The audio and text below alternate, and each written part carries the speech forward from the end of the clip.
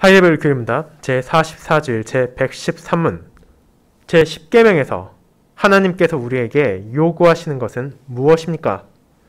하나님의 계명에 어긋나는 아주 작은 생각이나 욕망이라도 우리 마음에 품지 말아야 하며 오히려 우리가 항상 전심으로 모든 죄를 미워하고 모든 의 가운데 기뻐해야 합니다. 제114문 그렇다면 하나님께로 돌아온 사람은 이 계명들을 완전히 지킬 수 있습니까? 아닙니다. 심지어 가장 거룩한 사람이라 해도 이 생애에서 이 순종의 작은 시작만을 할 뿐입니다. 그럼에도 불구하고 그들은 열렬한 의지로 하나님의 계명의 일부분만 아니라 모든 계명에 따라 살기 시작해야 합니다. 제115문 만일 아무도 이 생애에서 10계명을 완전히 지킬 수 없다면 왜 하나님께서는 10계명을 그렇게 엄격하게 선포하셨습니까? 첫째, 우리가 전생애 동안 우리의 죄된 본성을 점점 더 깨닫게 되어 그리스도 안에 있는 죄의 용서와 의를 더 간절히 추구하게 하기 위해서입니다. 둘째, 이 생애가 끝난 후 완전한 목적지에 도달할 그때까지 성령의 은혜를 얻기 위해 하나님께 기도하면서 하나님의 형상을 따라 점점 더 새롭게 되기 위한 노력을 결코 멈추지 않도록 하기 위해서입니다. 말씀 봉사 후에는 찬송 1A장을 통해 사도신경을 함께 고백하고 시편 119편의 4절, 5절, 6절을 함께 부르도록 하겠습니다.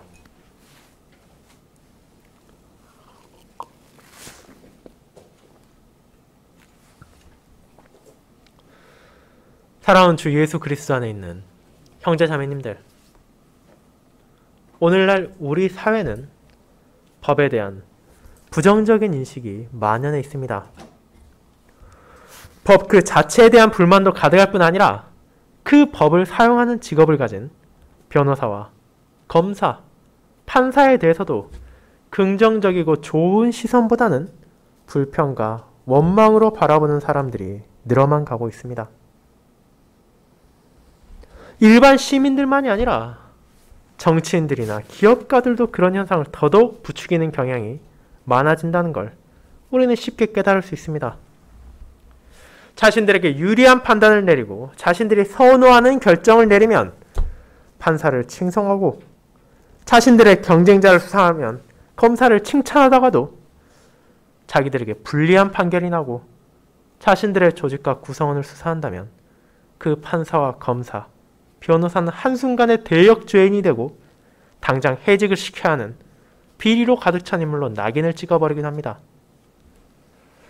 그런 현실 가운데 법 그 자체에 대해서도 쉽게 받아들이지 않는 풍조가 점점 늘어가고 있습니다. 그렇게 누군가가 법에 대해 말하고 우리가 지켜야 할 규례에 대해서 말한다면 사람들은 그 말에 쉽게 수긍하기보다는 반발할 것입니다. 그것은 신자들에게도 남의 이야기가 아닙니다. 저와 여러분에게도 그런 권위와 우리 위에 있는 법에 대한 반골심이 도사리고 있을 뿐더러 사회의 영향을 받아 이를 대놓고 드러내는 기독교인들도 적지 않습니다. 그런 상황에서 세상의 법이 아닌 하나님의 거룩한 율법, 그분의 자녀들에게 주신 언약의 10가지 말씀인 10계명 또한 교회 안에서 그리고 신자들의 삶 안에서 점점점 자리를 잃어만 가고 있습니다. 매주일 10계명을 선포하는 교회는 줄어만 가고 있으며 성도들 역시 그것이 무엇인지는 알지만 실제로 자신들의 삶과 어떤 관련이 있는지에 대해서는 알려 하지 않습니다. 그저 10계명을 통해 들추어지는 자신들의 죄와 무력함을 바라보길 거부하며 굳이 그에 대해 들을 필요는 없다고 말하기까지 합니다. 그런 회원들의 영향을 받아 더 많은 교회들이 십자가에서 선포되는 10계명을 외면하고 이것은 구약의 잔재일 뿐이지 신약 시대를 살아가는 사람들에게는 적용되지 않는다고 주장하기까지 합니다. 그들이 말하는 율법이 아닌 복음만이 진리라는 슬로건은 20세기와 21세기에 수많은 교회들을 강타한 강력한 구호입니다. 하지만 하나님께서 말하시는 진리는 무엇입니까? 바로 언약의 10가지 말씀을 포함한 전 성경을 우리에게 주셨으며 그것이 여전히 이 땅에서 하나님의 자녀로 살아가는 신자들에게 무의미하지 않는 그리고 그들에게 필요한 것임을 알려주십니다. 이와 같은 하늘아버지의 말씀을 요약한 교리응답 제44주일의 내용 가운데서도 오늘 특별히 제115문답에 집중하여 하나님께서는 자신의 자녀들에게 율법을 선포하십니다 라는 제목으로 알아보며 우리에게 선포하신 율법의 의미를 두 부분으로 살펴보도록 하겠습니다. 첫 번째, 우리가 바르게 바라보게 하기 위하여 하나님께서는 자신의 자녀들에게 율법을 선포하십니다. 형제자매 여러분, 먼저 지난주에 우리가 고백한 내용을 잠깐 살펴보도록 합시다. 언약의 10가지 말씀 가운데 9번째 계명인 내 이웃에 대하여 거짓 증거하지 말지니라는 어떤 가르침을 담고 있었습니까? 우리가 쉽게 찾아볼 수 있는 거짓과 속임수, 기만과 가십, 비난과 험담이 대체 어떤 죄이길래 하나님께서는 자신의 자녀들에게 이를 금하셨습니까? 이를 알기 위해 신자가 먼저 생각해 보아야 하는 것이 있습니다. 그것은 우리가 이 땅에서 누구에게 속해 있으며 누구의 뜻에 따라 살아가는가입니다. 만약 그 누구도 자신의 주인이 될 수 없으며 나만이 나의 주인이라고 생각하는 사람이라면 그는 말과 행동에 있어서도 거칠 것이 없을 것입니다. 그저 내 마음이 이끌리는 대로 말하고 내가 하고 싶은 대로 행동함으로 세상과 이웃을 향해 자기 자신을 드러내면 그만이기 때문입니다. 하지만 우리는 누구의 자녀입니까? 성도들은 하나님의 말씀을 통해 신자들이 그리스도 안에서 영광스럽게 하나님께 속하고 심지어 그분의 자녀가 되었다는 사실을 알게 됩니다. 그리고 우리의 하늘 아버지께서는 자신의 자녀들이 그분을 바르게 알고 그분의 뜻에 따라 살기를 원하십니다. 그렇다면 이제 우리는 자연스럽게 하나님께서 어째서 거짓 증언을 필두로 한 수많은 거짓말과 속임수, 험담을 금지하신지를 알게 됩니다. 바로 그 모든 것들이 하나님께 속한 것이 아니며 그분과는 전혀 관련이 없는 것이기 때문입니다. 진리를 배격하고 자신의 이익에 따라 사실을 왜곡하며 감정에 홀려 남을 비방하고 모욕하는 그 모든 것이 실제로 누구에게 속한 것인지를 예수님께서는 유대인들을 향해 통렬하게 지적하셨습니다. 그들이 아무리 혈육으로는 아브라함의 자손이라 주장하고 자신들이 자유롭다고 말한다 하더라도 실제 그들의 입에서 나오는 것이 거짓이며 그들의 삶의 진리를 거부한다면 결국 그들은 스스로가 거짓의 아비인 마귀의 자녀이며 마귀에게 속해 있다는 것을 증거할 뿐입니다. 자식을 통해 부모가 드러나는 것처럼 그들의 거짓 가운데 마귀가 나타나고 마귀의 뜻이 세상에 전해지는 것이기 때문입니다. 이와 같은 거짓과 속임수를 통해 사탄과 그에게 속한 자들은 신자를 유혹하고 흔들곤 합니다. 우리는 에덴 동산에서 마귀의 유혹에 빠져 하나님의 뜻을 거역한 모든 인류의 첫 선조를 기억합니다. 그리고 두 번째 아담으로 이 땅에 오신 예수 그리스도를 향해서도 그의 공격이 동일했음을 알게 되었습니다.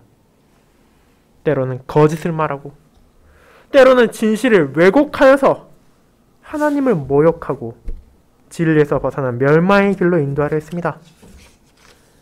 그리고 마귀의 자녀들은 그런 아비를 따라 이 세상에서 이익을 위하고 감정에 따라 거짓 증언을 하기도 하며 남의 말을 왜곡하기도 합니다. 일의 재반 사정을 알지도 못하면서 쉽사리 남을 정죄하고 비방하는데 기쁨을 느끼기까지 합니다. 그것이 죄인의 입에서 증거되는 정체성이며 그들의 아비를 닮은 자녀의 모습입니다. 그와 반대되는 진리가 세상 가운데 드러나도록 하나님께서는 자신의 자녀들을 부르셨음을 기억합시다. 진리의 하나님, 단 한 점의 거짓과 조금도 흠결도 없으신 하늘 아버지의 뜻에 따라 그분의 백성들은 진실을 사랑해야 합니다. 그저 의무기에 어쩔 수 없이 사랑하는 것이 아니라 아버지를 향한 사랑 안에서 그분의 진리를 진심으로 사랑하며 증거해야 합니다. 개인의 이득이나 감정에 따라 언제라도 거짓을 말하고 사실을 왜곡할 준비가 되어 있는 것이 아니라 비록 나의 손해가 되고 나의 어려움이 된다 할지라도 진실을 숨기지 않고 바르게 드러내므로 거짓 없는 하나님의 모습을 나타내고 이를 통해 이웃의 명예와 평판을 지켜주고 증진시켜야 합니다. 그렇지만 우리는 동시에 우리의 모든 진실이 여전히 부족하고 온전하지 못하다는 것을 알고 있습니다. 때로는 인간의 무지로 인해, 때로는 우리의 어리석음과 한계로 인해 내가 분명한 사실이라 생각했던 것까지도 실제로는 거짓일 때가 있을 것입니다. 하지만 그처럼 부족한 우리라 하더라도 나타낼 수 있는 변하지 않는 확고한 진리가 있습니다. 그것은 바로 독생자 안에서 나타나며 우리를 죄와 사탄에서 자유롭게 하는 유일한 길을 가리키는 아버지의 말씀입니다. 거짓이 가득 차고 진리란 없다고 주장하며 모든 종교의 구원의 길이 있다고 말하는 세상과 사회에서 우리는 단 하나의 진실을 말합니다. 오직 아버지의 은혜 외에는 인간은 자유를 찾을 수 없음을, 아버지의 사랑이 없다면 멸망을 향할 뿐임을, 아버지의 독생자 안에서 드러나는 진리야말로 우리에게 진정한 기쁨을 주며 우리에게 영원한 생명을 준다는 것을 담대히 증거하고 고백합니다. 그리고 그것이야말로 우리의 입으로 하나님을 사랑하는 분명한 증표이자 우리의 말을 통해 이웃들을 섬기고 세울 수 있는 가장 확실한 방법이기에 하나님의 자녀된 자들은 자신들만 하나님을 찬양하고 예배드리는 것이 아니라 이런 사랑을 통해 우리의 입에서 나오는 증거로 이웃과 세상 역시 거짓을 떠나 진리 가운데 거하며 함께 하나님께 영광을 돌리도록 언사를 사용해야 합니다. 이런 소명과 진리가 제9계명을 통해 드러났습니다. 이를 인식한 신자들은 제10계명에서 드러난 하나님의 뜻에 따라 죄를 미워하고 의로움 가운데 기뻐하는 삶을 살아야 한다는 것을 제113문답에서 이어서 고백합니다. 그러면 이제 이 모든 10계명의 의미를 고백한 신자들은 이어지는 교리문답이 신자들로 하여금 이 땅에서 온전한 성화를 이룰 수 있을 것이란 긍정적인 내용이기를 바랄지도 모릅니다. 하지만 제114문답은 그런 기대와는 정반대의 것을 나타냅니다. 아무리 우리가 노력을 한다 하더라도 심지어 우리와 비교도 할 수 없는 이 세상에서 가장 경건하고 가장 거룩한 사람이라 하더라도 그조차도 이 생애에서 증거할 수 있는 것은 그 순종의 완성이 아니라 작은 시작만을 할 뿐이라고 말입니다. 중생한 성도가 이 땅에서 아무리 손을 뻗고 아무리 발꿈치를 든다고 하더라도 그들은 하나님 앞에서의 온전한 의로움을 자신의 힘으로는 결코 얻을 수 없을 뿐 아니라 그것을 붙잡을 수도 없습니다. 그럼에도 하나님의 자녀들은 열렬한 의지로 그분의 모든 계명에 따라 살기 시작해야 한다는 것을 114문답은 고백합니다. 이와 같은 고백을 얼마나 많은 사람들이 진정으로 기뻐할 수 있겠습니까? 대부분의 사람들은 노력에 따르는 대가를 바랍니다. 그렇게 스스로 거룩하고 경건하게 살았다고 생각한다면 실제로 의로움을 얻기를 바랄 것입니다. 그렇게 비록 개혁교회나 장로교회를 출석하며 바른 신앙 고백을 받아들이는 사람이라 할지라도 매주의 십계명을 통해 자신의 죄를 바라본다는 것은 결코 기꺼운 일이 아닐 것입니다. 그리고 그런 사람들에게 있어 이어지는 제 115문답은 불필요하다고 생각되며 심지어 없는 것이 좋았을 것이라고 마음속에서 불만을 가질 수도 있을 것입니다. 왜 그렇습니까? 우리가 제 115문답의 질문을 잘 살펴보면 그 이유를 알 수 있습니다. 이는 다음과 같습니다. 만일 아무도 이 생에서 십계명을 완전히 지킬 수 없다면 왜 하나님께서는 십계명을 그렇게 엄격하게 선포하셨습니까? 이 물음은 분명 우리 사회의 정서와는 반대되는 것입니다. 서론에서 언급한 것처럼 세상에 그 누구도 법을 달가워하지 않을 뿐 아니라 어떻게든 피하고 외면하려 하지 결코 기꺼이 다가가고 알아가려 하지도 않습니다. 그런 십계명을 어쩌다 한 번, 1년에 몇 번도 아니고 매 주일마다 하나님께서 엄격하게 선포하시며 심지어 그것의 의미까지도 잊지 않도록 매년마다 한 해에 5분의 1이 넘는 11주에 걸쳐 강조하신다면 이를 진지하게 받아들이는 신자들에게 큰 부담이라고 느껴질 수 있습니다.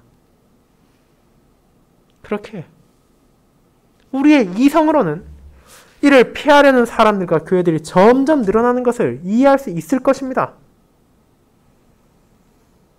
하지만 그런 부담과 기피에도 불구하고 개혁교회는 이를 수백 년의 시간 동안 끊임없이 강조하고 선포하고 있습니다.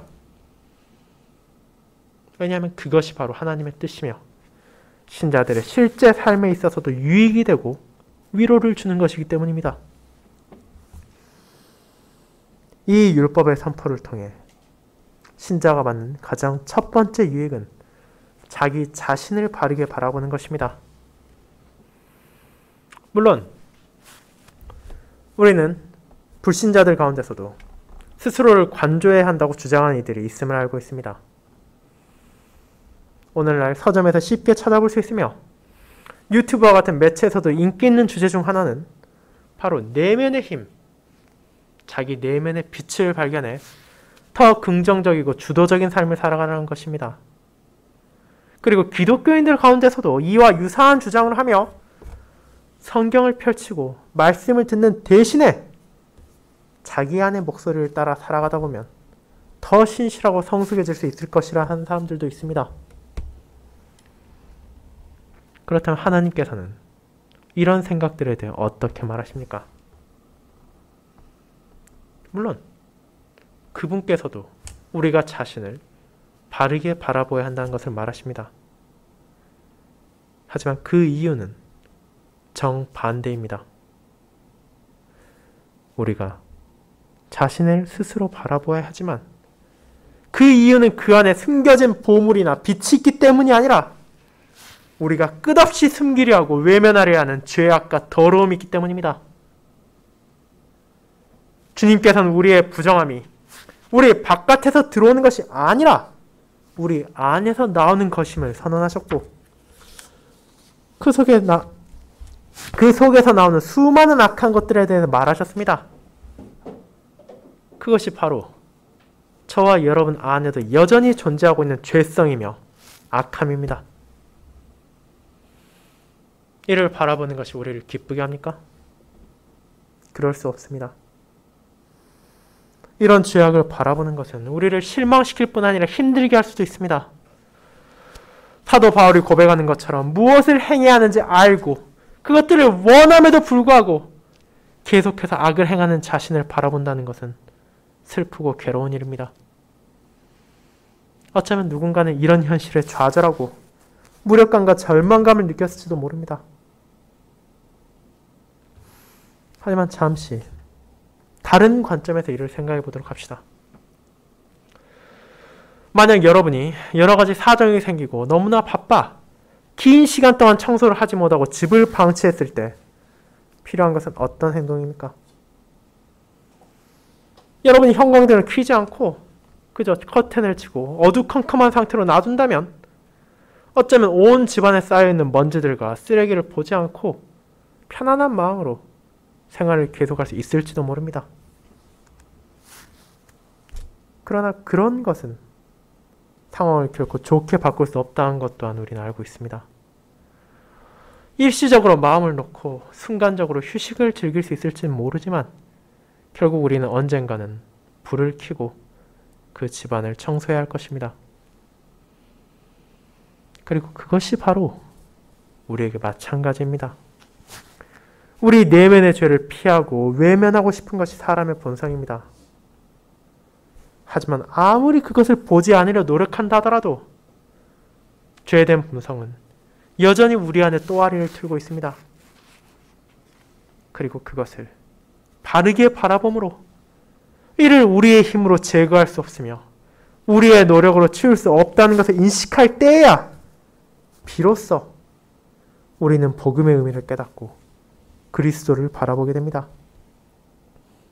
마치 너무나 더러워져 우리의 힘으로는 원상복구할 수 없을 정도로 엉망이 된 집이라 하더라도 청소업체의 전문가들이 정리하고 깨끗하게 할 수 있는 것처럼 우리의 능력으로 죄된 본성을 이겨낼 수 없다는 것을 고백할 때 우리는 마침내 그리스도 안에 있는 죄의 용서와 의로움이 얼마나 큰 가치를 지니고 있는지를 감사할 수 있게 됩니다.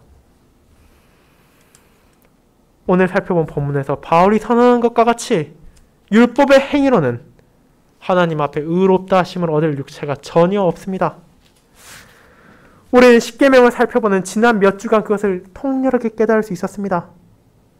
제1계명부터 시작하여 오늘 살핀 제10계명에 이르기까지 우리가 온전하고 흠없게 모든 삶 가운데 지켜야 할 것을 요구받았음에도 불구하고 우리는 실제 삶 가운데서 이를 온전히 드러내는 것이 불가능하다는 것을 바라보게 됩니다. 그러나 그 모든 것을 알게 될 때, 우리 자신의 연약함을 알고 우리 자신의 죄된 본성을 알게 될 때 우리는 우리 바깥에서는 기쁜 소식, 복음을 마주하게 됩니다. 그리스도 안에서 주어지는 죄의 용서, 의로움은 아무나 줄 수 있는 싸구려 복음이 아닙니다. 우리가 노력하고 우리가 집중하면 해결할 수 있는 것을 대신 처리해 주는 것이 아니라 우리가 결코 이룰 수 없고 얻을 수도 없는 하나님 앞에서의 참된 죄 용서와 의로움이기에 이 세상의 어떤 보화도 비교할 수 없는 값진 은혜의 선물인 것입니다. 사도의 말과 같이 모든 사람이 죄를 범하였고 하나님의 영광에 이르지 못했으나 우리는 오직 그리스도 예수 안에 있는 성령으로 말미암아 하나님의 은혜로 값없이 의롭다 하심을 얻었습니다. 그렇기에 우리가 자신의 연약함을 바라보고 그런 우리를 건져주신 그리스도를 바라볼 때 이 모든 것이 베풀어짐에 진정으로 감사할 수 있게 됩니다. 사랑하는 형제자매 여러분, 이것이 바로 십계명이 그렇게 엄격하게 끊임없이 하나님의 교회 안에서 선포되고 가르쳐지며 강조되는 이유입니다.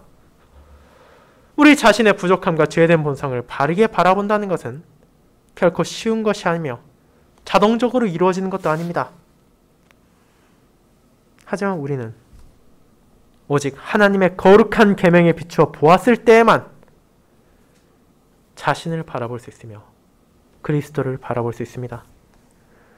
그리고 우리가 자신을 바르게 바라봄으로 마침내 우리를 건지실 수 있는 유일한 분, 우리 바깥에서 주어지는 의로움, 우리 바깥에서 주어지는 죄 용서, 그 모든 것을 가지시고 우리에게 베풀어 주신 그리스도께 시선을 고정함으로 우리는 이 비참한 현실을 타파할 수 있는 유일한 해답을 알게 되는 것입니다. 자기 자신에게서나 다른 어떤 것에서 이를 얻기 위해 방황하고 헤매는 것이 아니라 진정한 생명의 길을 바르게 인식하고 그 가치를 깨달음으로 감사하게 하는 것이 바로 십계명이 우리에게 주는 유익이자 위로입니다.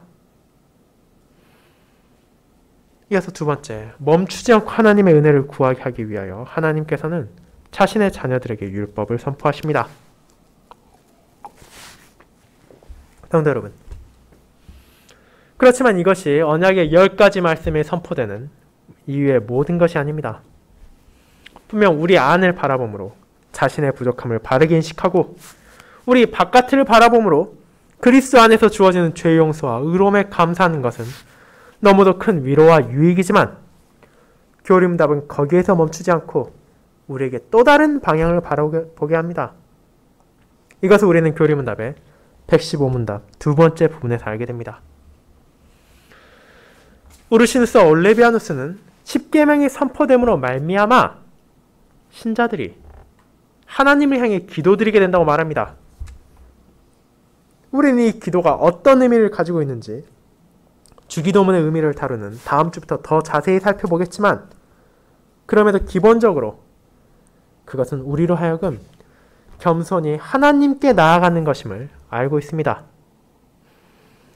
우리는 분명 죄인은 거룩한 하나님 앞에 나아갈 수 없음을 알고 있으며 더럽고 비천한 우리가 하나님께 무언가를 구할 자격도 없다는 것을 고백합니다. 그러나 그리스도 안에서 우리는 기도를 하고 눈을 들어 하나님께 나아갑니다. 그리고 무엇을 구합니까? 그리스도의 공로로 말미암아 하나님께 구할 수 있게 되었으며 우리의 온전하신 중보자께서 하나님 우편에 계심으로 우리의 모든 기도가 분명하게 하늘 아버지께 상달된다는 것을 알게 되었다면 여러분은 어떤 것을 구하시겠습니까? 우리는 당연히 우리에게 필요한 것을 구할 것입니다. 그리고 이 세상에서 경험하는 고난과 박해, 부족한 물질로 인한 어려움, 영적인 시련 가운데 찾아오는 비통과 같은 수많은 것들을 여러분의 마음속에서 떠오를지도 모릅니다. 그리고 이를 구하는 것들이 잘못된 것은 아닙니다. 하지만 궁극적으로 하나님의 자녀가 구하는 것은 성령의 은혜입니다. 그 모든 어려움과 고난의 답은 오직 그분의 은혜 안에 있기 때문입니다. 물론 이 은혜 역시 우리의 노력으로 얻을 수 있는 것은 아닙니다. 오순절 주의자들이 주장하는 것처럼 여러분이 나를 잡아 열심히 기도하고 소리를 외친다면 성령 하나님께서 불가같이 내려와 방언을 하고 치유의 은사를 받게 되는 것이 아닙니다. 그리스도의 영신 성령 하나님께서는 이미 자신의 자녀들 안에 머물러 계시기 때문입니다. 우리는 이 사실을 이미 지난 8계명을 통해 확인한 적이 있습니다. 성령 하나님께서 우리 안에 거하심으로 신자는 그분의 전이기에 이 땅에서 거룩하게 살고 이웃에게 사랑을 보여야 한다고 말입니다. 하지만 그럼에도 하나님의 자녀들은 기도하며 그 성령 하나님의 은혜를 계속해서 구해야 합니다. 왜냐하면 우리를 거듭나게 하시고 우리를 새롭게 하시고 우리의 모든 순간 함께 하시며 우리를 격려하시고 우리에게 힘을 주시는 분이 바로 그분이시며 그분의 은혜이기 때문입니다. 오직 성령 하나님만이 우리를 세상의 모든 어려움과 시련에서 인내하게 하며 하나님의 뜻에 따라 이 생애의 끝까지 하나님의 자녀들이 도착할 새 예루살렘에 도착할 때까지 인도하시며 돌보십니다. 그분께서 우리의 이 땅의 삶에 필요한 사랑과 자비를 은혜롭게 베푸십니다. 그렇게 우리는 그리스도 안에서 하나님께 나아가며 성령님의 은혜를 구합니다. 그리고 이 은혜를 구하는 자들은 결코 멈춰 나태함에 빠질 수 없습니다. 내 마음대로 살고 죄악을 행하며 진리를 거부하면서도 하나님께서 모든 것을 다 하실 테니 아무런 문제도 없다 라고 생각하는 이는 하나님의 말씀을 바라보지도 않고 그분의 뜻을 외면하며 자신의 망상 가운데 사는 자입니다. 이 땅에서 살아가는 신자들은 분명 자신의 부족함과 죄성에 대해 알고 있습니다. 하지만 그것은 우리로 하여금 절망하여 포기하라는 의미를 가질 수 없습니다. 지금 성도들이 함께 고백하는 언약의 10가지 말씀이 교리문답의 어느 부분에 속해 있는지를 기억하시길 바랍니다. 이 10계명은 우리가 성취할 수 있는 의로움이 아니라 우리의 감사, 하나님께서 베푸신 크나큰 은혜에 보이는 감사를 어떻게 하나님을 향해 드러내며 어떻게 이웃들을 향해 나타낼지에 대해 고백하는 부분에 나오는 것입니다. 우리의 죄에 대한 용서와 우리의 의로움은 그리스도의 온전한 희생제사와 그분의 삶을 통해 우리에게 주어졌습니다. 우리가 이 땅에서 살아가는 데 필요한 진리의 조명과 생명의 길로의 인도는 성령 하나님께서 은혜로 베풀어 주셨습니다. 그렇게 우리는 그 은혜 가운데 점점 더 새롭게 되기 위한 노력을 멈추지 않아야 합니다. 비록 이 땅에서 그것이 온전히 이루어지지 않을 것임을 알지만 동시에 우리는 우리 모두가 도착할 완전한 목적지에서 그것을 누리게 될 것입니다. 그리스도의 은혜 가운데 우리가 그토록 간절히 바라던 온전한 성화의 삶을 경험하게 될 것이기에 신자는 결코 포기하지 않고 그 길을 나아가며 그것을 받을 그리스도의 날을 소망하게 됩니다. 우리의 능력이 아니라 그리스도 안에서 하나님께 간구하며 성령님의 은혜를 통해 주님의 날 그 목적지에 도달할 것이기에 우리의 노력은 결코 헛되지 않을 것이며 우리의 감사의 삶 역시도 결코 멈추지 않게 될 것입니다. 사랑하는 성도 여러분, 그와 같은 노력은 결코 멈추지 않을 것입니다. 우리는 끊임없이 간구하며 그 길을 나아가는 순종의 한 걸음을 계속할 것입니다. 그리고 매 주일마다 선포되고 매년마다 의미를 되새기는 율법이 바로 그 길을 멈추지 않도록 우리를 인도하며 격려할 것입니다. 하나님의 뜻에 대한 순종과 하나님의 은혜에 대한 감사가 우리의 모든 삶 가운데 이어지도록 권면할 것입니다. 이 생애가 끝난 후 신자는 하나님으로부터 은혜의 상급을 받게 될 것입니다. 비록 우리의 노력이 하나님 앞에 의로움이 될 수 없고 우리의 능력이 하나님께 합당한 그 무엇도 할 수 없을지라도 그분께서는 은혜 가운데 우리에게 온전함을 선물해 주실 것이며 우리 모두가 새롭게 되어 흠과 점이 없는 아버지의 거룩함을 함께 할 수 있도록 하실 것입니다. 그리고 우리가 나아가는 이 길을 하나님께서 주신 언약의 말씀들이 밝혀줍니다. 교리문답은 율법을 통해 우리로 하여금 자기 자신을 바르게 바라봄으로 사람의 죄성을 깨닫게 하지만 동시에 그리스도 안에서 주어지는 죄 용서와 의로움을 바라보며 감사하게 합니다. 그리고 그 감사의 삶 가운데 하나님을 향해 겸손히 기도하며 무엇을 구해야 하는지를 알려주고 이제 우리가 소망을 가지고 끊임없이 완전한 목적지를 향한 발걸음을 내디딜 수 있도록 격려합니다. 하나님께서 원하시고 이와 같은 유익과 위로가 있기에 개혁교회는 시대의 풍조를 거부하고 많은 교회들의 시류에 영합하지 않고 계속해서 이 십계명을 엄격하게 선포하고 진지하게 받아들이며 이를 참된 주의 말씀으로 마음에 새겨 잊어버리지 않습니다. 형제자매 여러분, 그렇게 언약의 10가지 말씀을 살핀 여러분의 지난 시간들은 결코 무의미하지 않습니다. 이는 여러분을 결코 좌절시키지도 않으며 여러분이 포기하지 않게 하며 하나님의 뜻에 대한 순종과 감사를 할 수 있도록 합니다. 이는 여러분에게 바른 감사의 열매를 맺게 하는 방식을 알게 할 뿐 아니라 그 모든 것을 의무로서가 아니라 억지로 끌려 사는 것이 아니라 기쁨 가운데 자발적으로 할 수 있게끔 하나님의 은혜 역시 깨닫게 합니다. 그렇게 지난 몇 주간 전해진 언약의 말씀 가운데 주어진 소명들을 기억하도록 합시다. 그리고 이 십계명 가운데 밝혀진 하나님의 크신 은혜를 떠올리도록 합시다. 그리고 그 모든 요구와 은혜 가운데 우리의 남은 전생애를 하나님을 향한 순종의 한 걸음을 멈추지 않으며 이를 위해 필요한 은혜를 기도하며 간구하도록 합시다.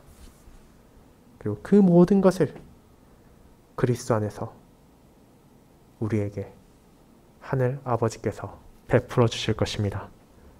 아멘.